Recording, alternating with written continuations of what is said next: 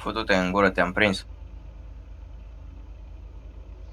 Da, să vedem ce zice în apărarea lui.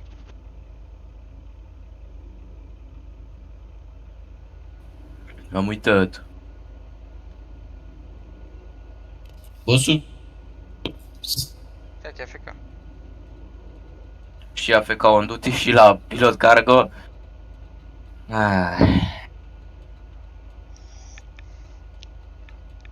Ce face asta aici? Ce se întâmplă?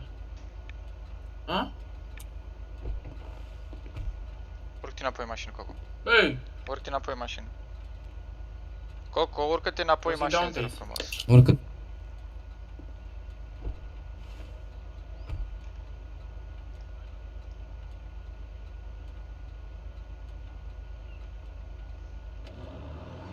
Da, ok.